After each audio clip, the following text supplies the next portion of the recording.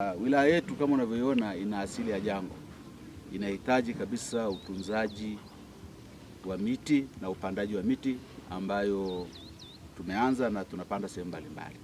Changamoto kubwa tulionayo ni kwamba tunapanda lakini hatujui inakuwa mingapi, kwa sababu hatusimamii baada ya hapo.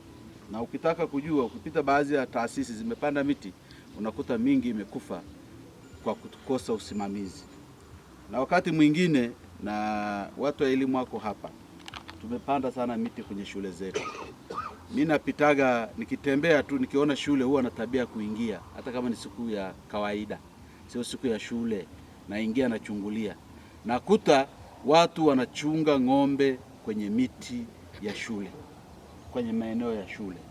Naomba sasa wakuu wa shule ndio upeleke barua, upige marufuku watu wa nje kufuga ndani ya eneo la shule na kuharibu miti yetu. Hii itasaidia sana kutunza miti, na taasisi hizi za umma zikipanda miti itakuwa, kwa sababu kuna utaratibu wa kusimamia. Tumeanza kupanda miti, na kama hivyo azima yetu ili kupanda miti 1,500,000 kila halmashauri, na sasa hivi halmashauri yetu tumepanda zaidi ya miti 200,000. Kwa hiyo bado tuna kazi kubwa ya kufanya ili tutimize target ile ya serikali, na kama sio kutimiza target ni kupitiliza target, kwa sababu kama maeneo yetu tunavyoona, maeneo yetu ni bare, yani hayana miti.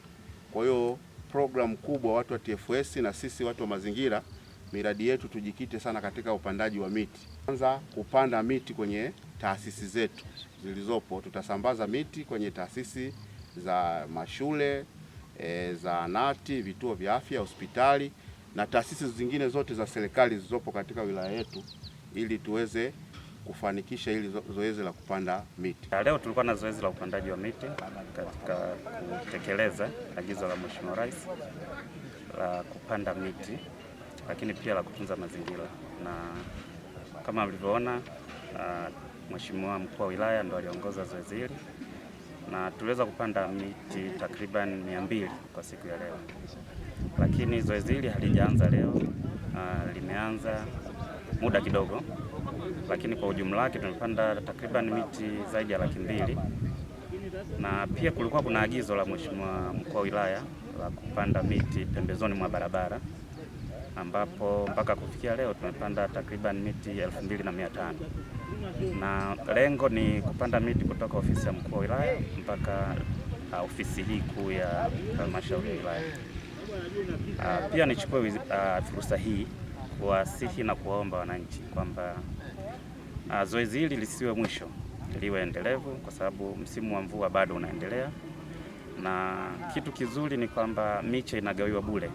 Wafike ofisini kwetu, tutawapa miche kwa idadi wanayohitaji, lakini pia kwa aina wanayohitaji, ili waweze kwenda kupanda kwenye maeneo yao.